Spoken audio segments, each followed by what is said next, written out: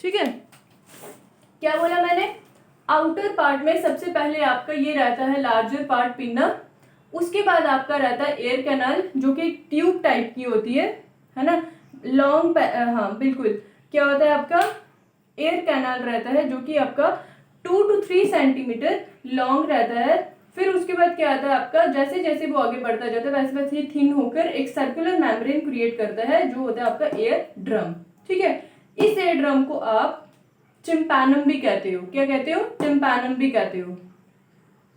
उसके बाद क्या है आपका कि जो आपका मिडल एयर है उसमें आपके क्या होते हैं, 3 बोन्स होती है, एक होता है हैमर, एक होती है एनविल एंड एक होता है स्टिरअप। ये क्या होती है, बिल्कुल स्मॉल और डेलिकेट बोन्स रहती हैं, ठीक है, जो मिडल एयर में होती है, और ये तीनों क्या करती हैं, एक दूसरे से लिंक्ड होती है, हैमर एनविल के साथ, एनविल स्टिरअप के साथ, इसी तरह ये आगे थर्ड चीज के साथ। ठीक है, यहाँ तक क्लियर है।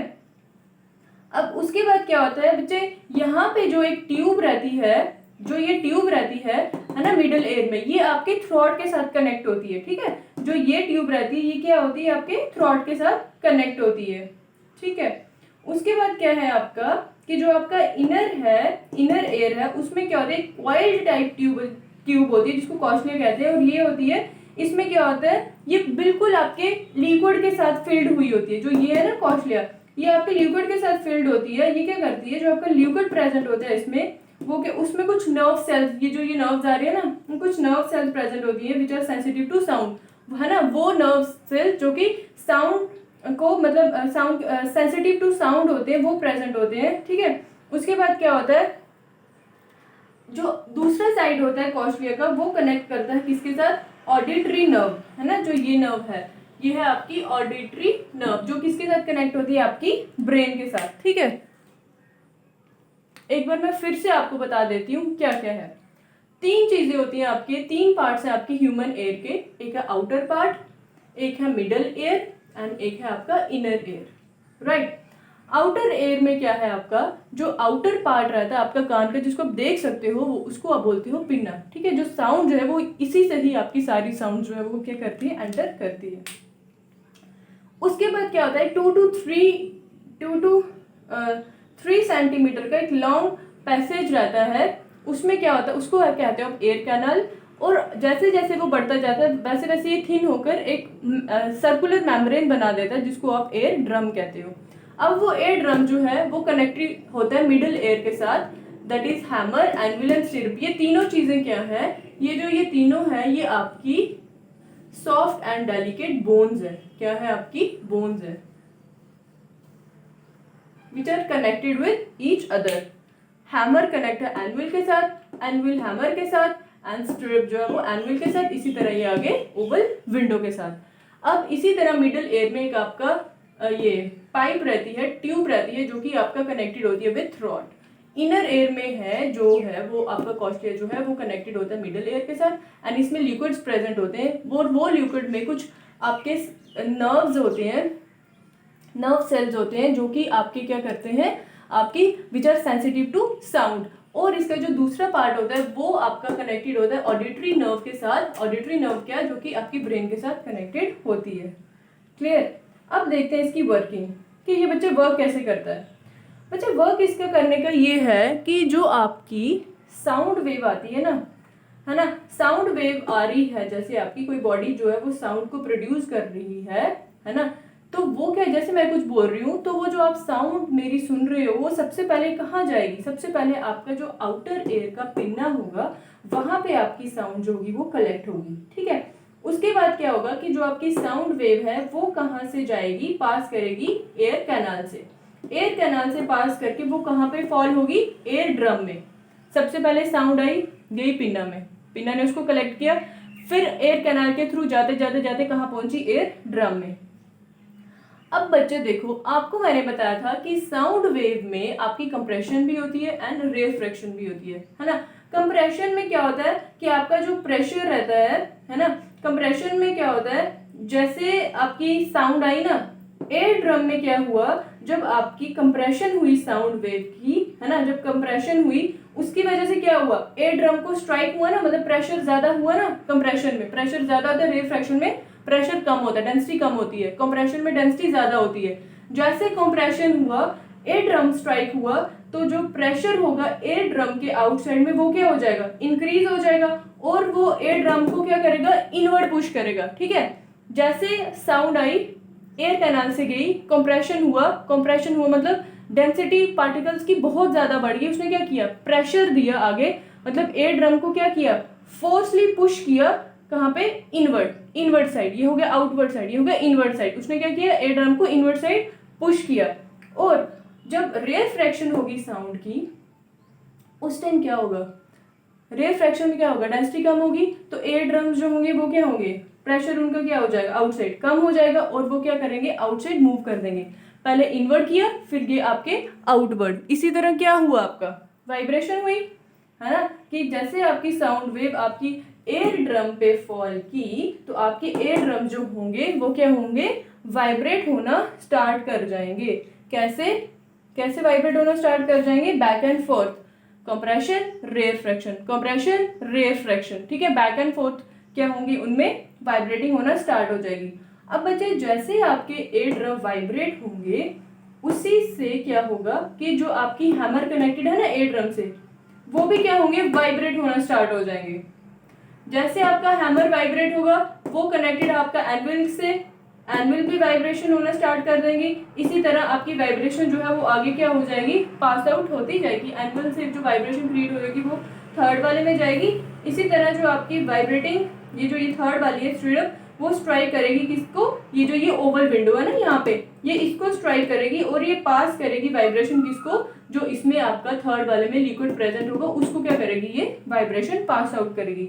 अब क्या होगा, इसकी वजह से क्या होगा कि जो आपका इसमें लिक्विड प्रेजेंट होगा वो भी वाइब्रेट होना स्टार्ट हो जाएगा। ठीक है, जैसे वो लिक्विड वाइब्रेट होगा, वो क्या करेगा, एक इलेक्ट्रिक इंपल्स क्रिएट करेगा, है ना, नर्व सेल्स में वाइब्रेटिंग होना स्टार्ट हुई, उसमें क्या हो जाएगा, इलेक्ट्रिक इंपल्स मतलब सिग्नल टाइप क्रिएट होना स्टार्ट हो जाएगा, जो यहाँ पे नर्व सेल्स आपके प्रेजेंट होंगे।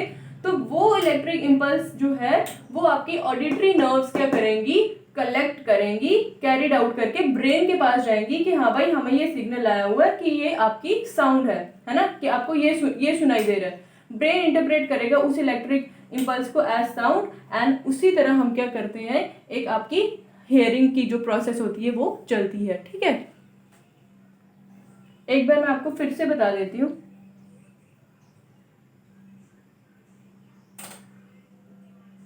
क्या है बच्चे, इसमें 3 पार्ट्स हैं, outer air, middle air and inner air. Outer air में क्या होता है, जैसे आपकी कोई साउंड आती है वो कौन कलेक्ट करता है, आपका पिन्ना कलेक्ट करता है। जैसे पिन्ना ने कलेक्ट किया तो वो कहाँ गई, आपकी एयर कैनाल में। ठीक है, अब अगर साउंड का प्रेशर ज्यादा है तो सबसे पहले होगी कंप्रेशन। कंप्रेशन हुई, जैसे कंप्रेशन हुई एयर ड्रम को फोर्स किया उसने इनवर्ड। ठीक है, जैसे रेयर फ्रैक्शन हुई एयर ड्रम को उसने क्या किया, आउटवर्ड आउटवर्ड उसको पुश किया। जैसे आउटवर्ड पुश किया, इनवर्ड आउटवर्ड मतलब बैक एंड फोर्थ में क्या होने लगी, उसकी वाइब्रेशन होना स्टार्ट होने लगी। जैसे बैक एंड फोर्थ वाइब्रेशन हुई, उसकी वजह से ये कनेक्टेड हैमर के साथ, ये तीनों बोन्स आपस में इंटरकनेक्टेड है। इसी तरह वाइब्रेशंस क्या हो जाएंगी, आगे फॉरवर्ड पास होते जाएंगी। जैसे इसमें पहुंचेगी वो क्या करेगी, ओवल विंडो को देगी, और ओवल विंडो से जो आपकी वाइब्रेशन है वो कॉस्टल थर्ड में जाएगी, जिसमें आपका ऑलरेडी लिक्विड प्रेजेंट होगा। वो लिक्विड क्या करेगा, वो लिक्विड जो है वो आपका वाइब्रेटिंग होना स्टार्ट हो जाएगा। लिक्विड के वाइब्रेशन होने की वजह से जो यहाँ पे नर्व सेल्स प्रेजेंट होंगे उनमें क्या होगा, आपका एक सिग्नल इंपल्स जनरेट होना, इससे एक इलेक्ट्रिक इंपल्स जनरेट हो जाएगा।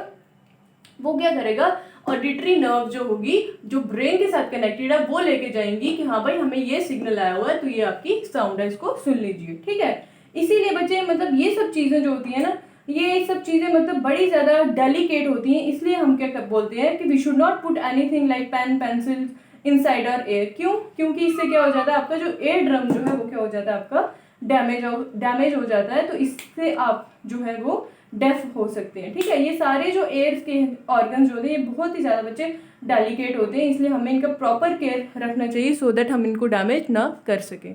ठीक है, ये था बच्चे आपका ह्यूमन एयर का।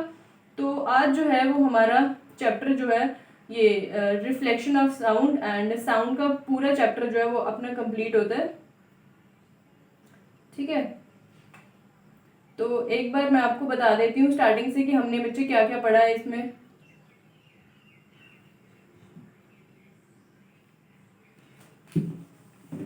तो सो दैट आपको भी थोड़ा क्विक रिवाइज हो जाएगा।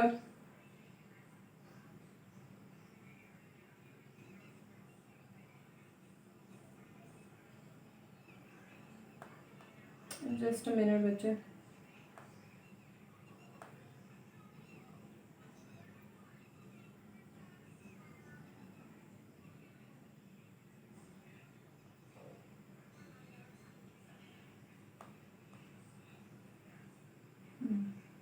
देखिए, साउंड चैप्टर हमने स्टार्ट किया था पहले, जो आज आपका कंप्लीट हो रहा है। ठीक है, साउंड में बच्चे हमने सबसे पहले पढ़ा कि साउंड होती क्या है। फिर हमने देखा कि साउंड ट्रेवल करती है in the form of wave, है ना। Sound travel in the form of wave, वही आपको पता है कौन कौन सी वेव्स थी वो जो हमने पढ़ी थी कि लॉन्गिट्यूडनल एंड आपकी कौन सी ट्रांसफर। सो आपकी साउंड जब वो लॉन्गिट्यूडनल वेव में ट्रेवल करती है, एक तो ये टॉपिक पढ़ा हमने इसमें, राइट। फिर बच्चे उसके बाद हमने इसमें वही लॉन्गिट्यूडनल एंड ट्रांसफर्स के बारे में पढ़ा। फिर हमने साउंड वेव की कैरेक्टरिस्टिक्स पढ़ी।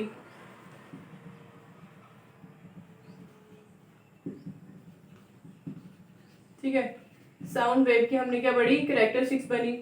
फिर हमने डिफरेंस पढ़ा बिटवीन ट्रांसवर्स एंड लॉन्गिट्यूडनल।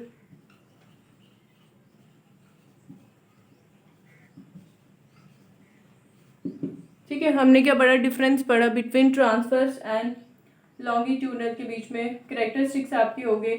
फिर उसके बाद हमने क्या पढ़ा, एक हमने पढ़ा आपकी जो यही वेव जो है वो प्रोपोगेट कैसे करती है। ठीक है, एक वो पढ़ा।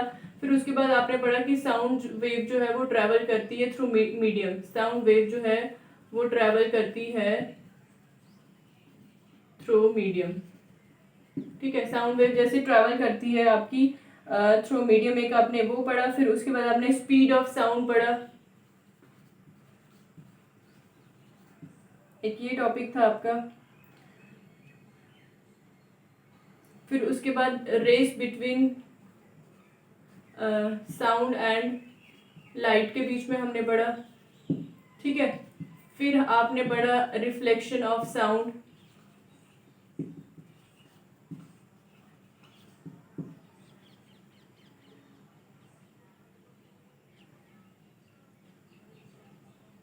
रिफ्लेक्शन ऑफ साउंड पढ़ा। फिर आपने उसकी एप्लीकेशंस पढ़ी।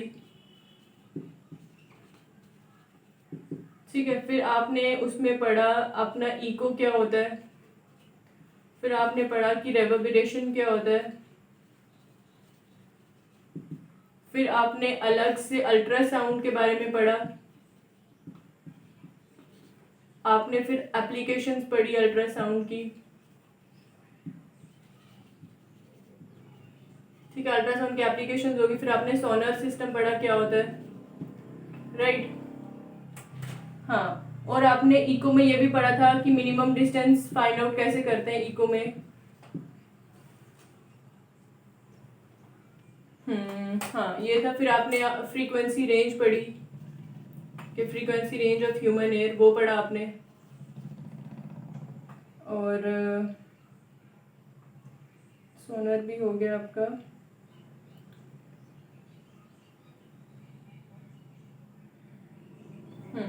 और जो बच्चे आज जो था आपका लास्ट टॉपिक, वो था आपका एयर, ह्यूमन एयर। ठीक है, ह्यूमन एयर। बच्चे ये सारे टॉपिक जो है हमने सारे के सारे कवर कर लिए हैं। आई होप आपको इनमें जो है अब कोई भी डाउट नहीं होगा। जिसको भी डाउट होगा वो फिर से मेरी वीडियोस देख लें जो मैंने आपको सेंड किए हैं आपके ग्रुप्स में। ठीक है, अगर उसके बाद भी आपको कोई डाउट होता है तो then you can ask me any time, right. ये था आपका साउंड का। तो आज हमारा साउंड का चैप्टर जो है वो कंप्लीट होता है।